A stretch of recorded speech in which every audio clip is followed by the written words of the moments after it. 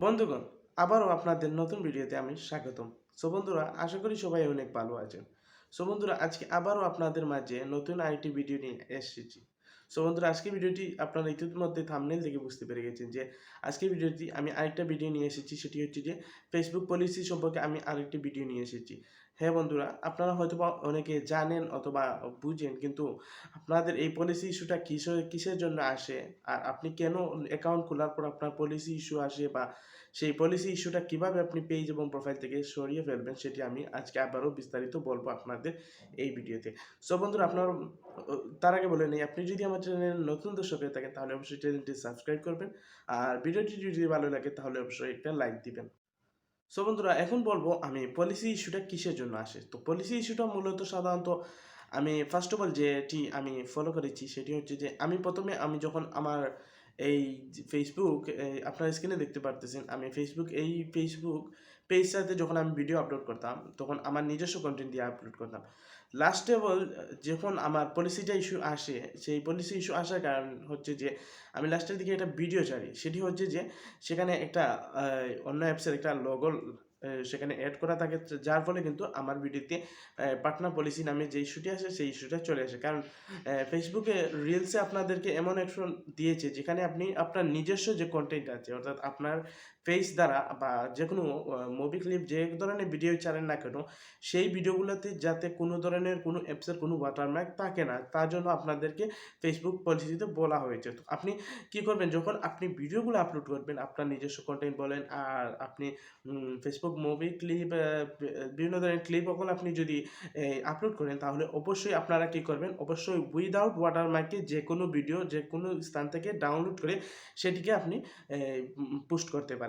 অবশ্যই আপনাকে without watermark, কোনো ধরনের ওয়াটারমার্ক থাকতে পারবে না, কোনো ধরনের অ্যাপসের লোগো বা কোনো ধরনের কিছু থাকতে পারবে না।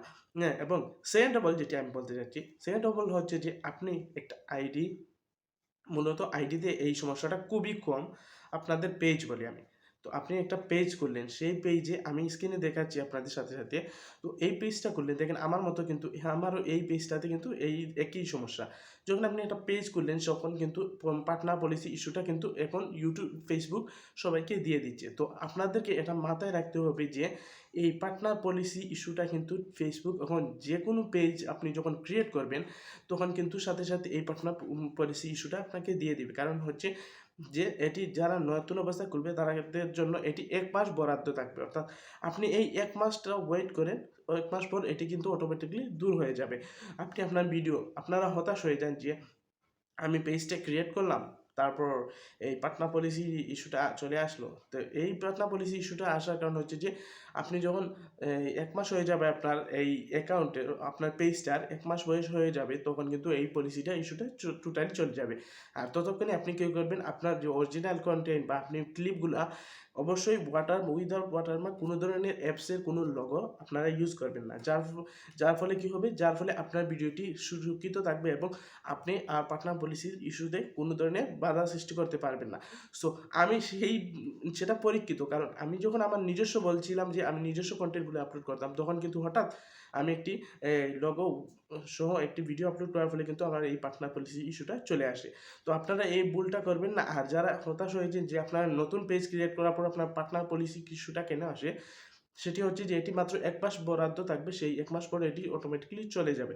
তো আপনাদের এটা চিন্তার কোনো কারণ নেই। আপনারা অবশ্যই এই ১ মাসের ভিতরে আপনারা মুভি ক্লিপ বলেন, নাটকের ক্লিপ বলেন, সেগুলোকে উইদাউট ওয়াটারমার্ক অনুসারে আপনারা ভিডিও আপলোড করতে থাকবেন। আর এটা ১ মাস হলে কিন্তু অটোমেটিক্যালি পেজ থেকে চলে যাবে। কারণ এটা এখন ফেসবুক এটা রুলস করেছে যে এটা ১ মাস বরাদ্দ থাকবে, তারপর অটোমেটিক্যালি এটা কিন্তু তারা তুলে নিবে।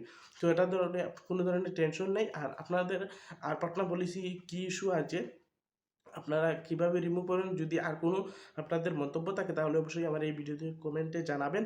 আর আরেকটা কথা বলতে যাচ্ছি যে আপনাদের ইস্যুটার এপ্লাই করার আগে অবশ্যই আপনারা সব ভিডিওগুলো ডিলিট করে ফেলবেন এবং অবশ্যই আপনারা ২ থেকে ৩ দিন লাইভ করবেন, দেখবেন অটোমেটিক্যালি এই ইস্যুটা কিন্তু ১০-১৫ দিনের ভিতরে এটা কিন্তু চলে যাবে। তখন আপনি কিন্তু আবারও পুনরায় ভিডিও আপলোড করতে পারেন। সো বুঝতে পেরেছেন, আজ এ পর্যন্ত।